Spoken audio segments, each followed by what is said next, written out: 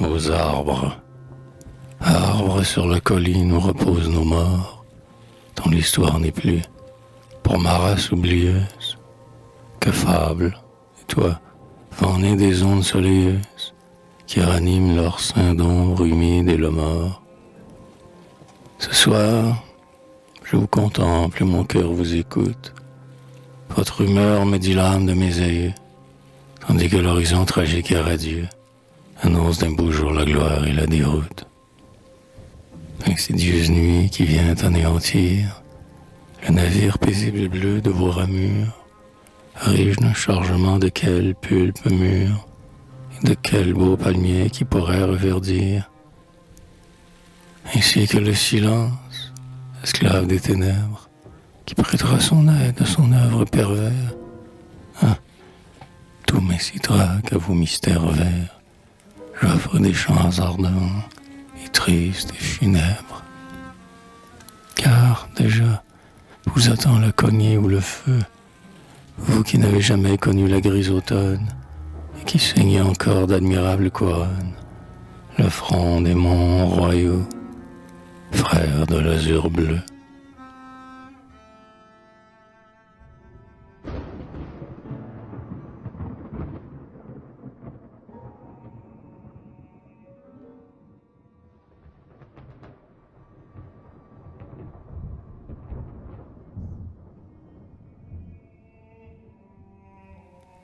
À vie, arbre qui prend racine aux pierres des tombeaux, et dont la sève vive est peut-être le sang de ceux qui furent les flambeaux, de mon émyrne et de son esprit finissant. Tu dresses dans l'azur ton palais ténébreux, qui ne fait retentir dans le front du matin que les appels silencieux de nos morts contre les astuces du destin. Et tu nous dis, bel arbre isolé, de rester nous-mêmes et d'avoir ta suprême fierté, d'épouser nos seuls paysages. Ah, que te voir, ficus au feuillage léger, méconnaissant parmi des rythmes étrangers, mon chant s'inspire de nos sages.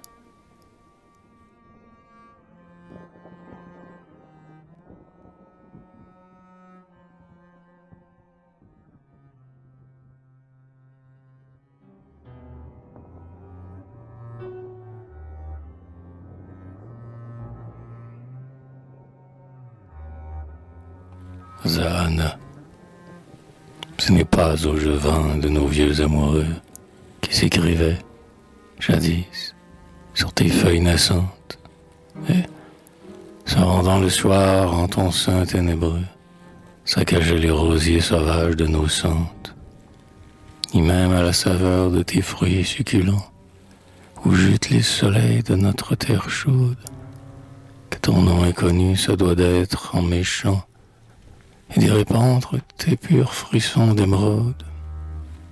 Mais, exilé des lieux d'où nous sommes natifs, tu n'as plus dans nos champs que des jets maladifs, qu'une terre inclémente et stérile harasse.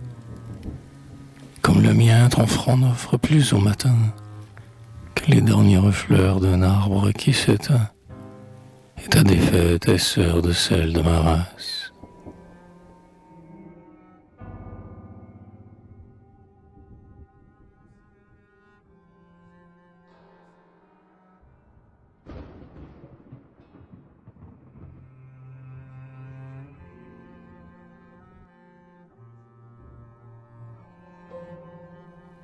Adina, fiançons aujourd'hui nos graves destinées, et quand l'azur nos chants est une voix égale, nos âmes sont pareillement infortunées, car nous avons perdu notre force ancestrale. La terre qui nourrit tes vivaces racines, les ramiers dont l'amour élit ta touffe sombre, ni leurs buts ne sont pas ceux de tes origines, et ta présence ici n'est que celle du nombre. Quant à moi, fils des rois d'une époque abolie, reposant en rebord d'un tombeau qu'on oublie, je chante d'une voix qui n'est pas de mes morts. Mais nous savons, palmier, vivant notre nouvelle vie, avoir le front ceint de nos fleurs les plus belles, et nous jouer ainsi des rigueurs de nos sorts.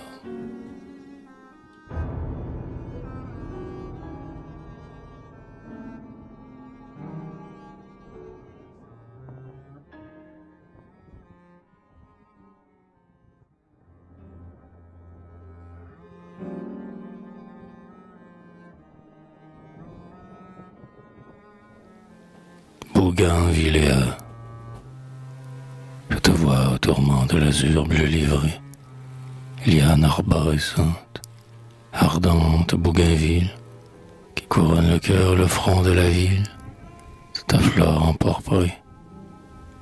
Tu résistes au temps, l'ardeur de la froidure, et seul des soleils ne tarit ton essence, et les ans successifs rencontrent ta puissance, où la sève perdure, puis ta splendeur sombre, apparemment éteinte, quand de l'automne austral tu subis les atteintes, avivée dans mon cœur, la piété qu'on doit aux morts que l'on oublie, et mon ferme désir de vivre en le génie de l'Imirne qui meurt.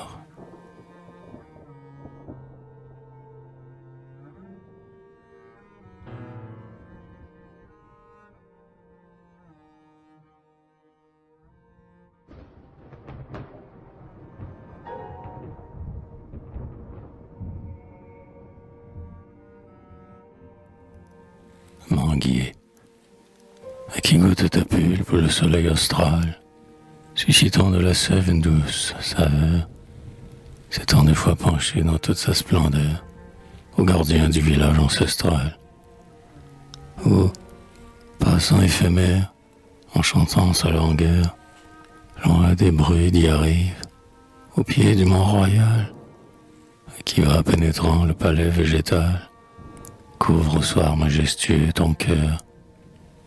Dis, oh, dis, beau manguier, quand tes rameaux puissants, il est d'autres attraits que tes fruits mûrissants, ou que l'ombre vibre la lumière, entr'ouvre-les parmi les pâleurs de l'azur, et que se montre aux yeux le mausolée obscur, sous lequel dort la race première.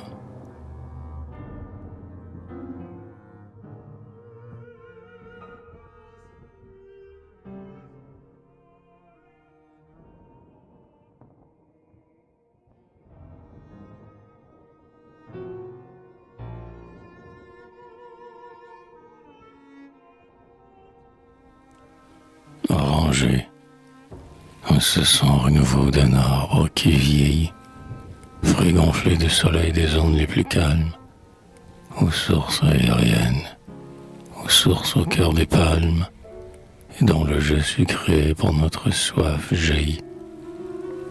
Disputerais-je autant l'abeille sauvage, qui prépare son miel en ta maturité, qu'à l'oiseau dans le champ nous annonce l'été, la clarté, le parfum, le goût de ton breuvage.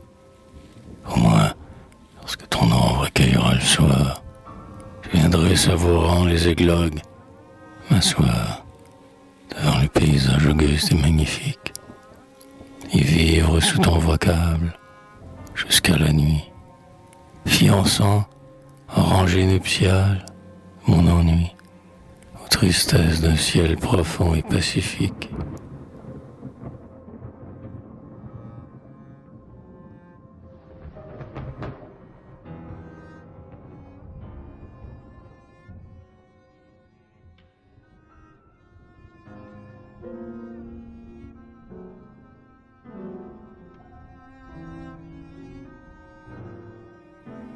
Lila, ce n'est pas seulement l'annonce printanière, en cette terre où l'arbre a toujours sa verdure, et dédié à l'amour fleuri de la lumière, sa cime qui résiste à la grande froidure, et l'union bleu rose des crépuscules, du mauve parfumé qui jaillit de ta sève, que m'apporte, ce soir, tes primes panicules, au lilas où la nuit fait retentir son rêve.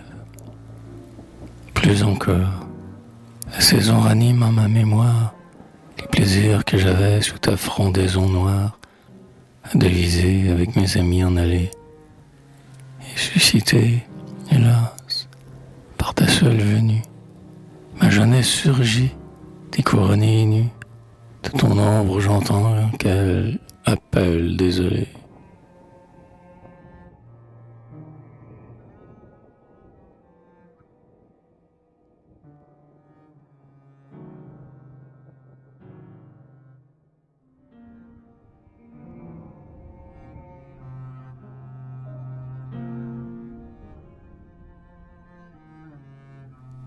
Grenadier, fleur mauresque égarée en terre imérinienne, qui te plaisait jadis à parer des sultanes, ivre d'amour et de lune au pied des platanes.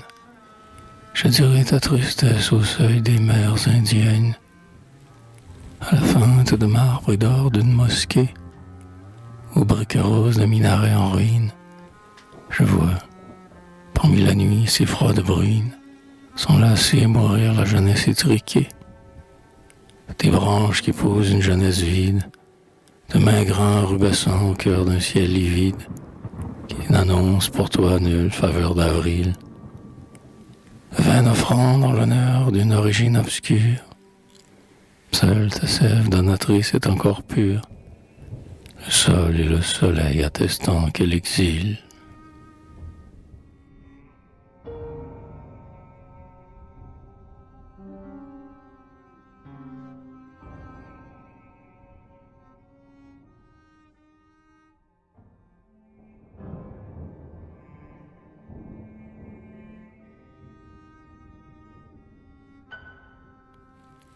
Philo, Philo, Philo, frère de ma tristesse, qui nous vient d'un pays lointain et maritime, le sol imérinien a-t-il pour ta sveltesse l'élément favorable à sa nature intime?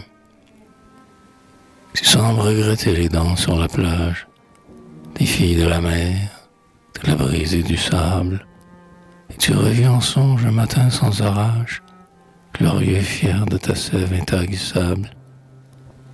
Maintenant que l'exil fait craquer ton écorce, l'élan de tes rejets défaillants et sans force, dédié aux oiseaux qu'un reposoir sans ombre. Tel mon chant qui serait une œuvre folle et vaine, si, né selon un rythme étranger, son ombre, il ne vivait du sang qui coule dans mes veines.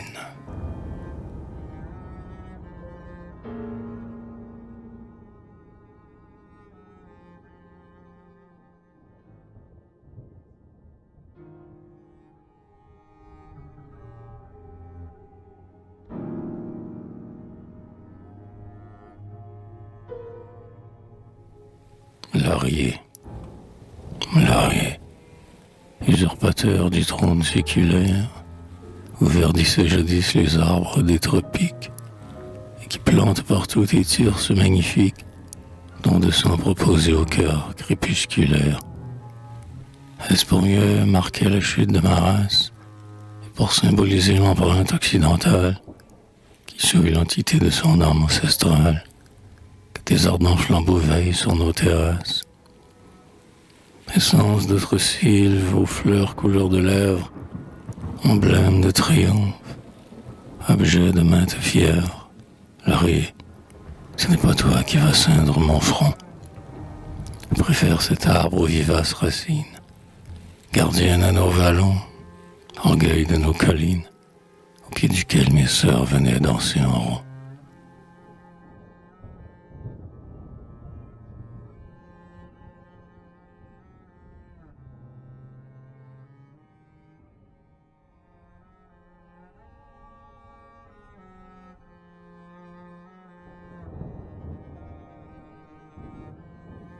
À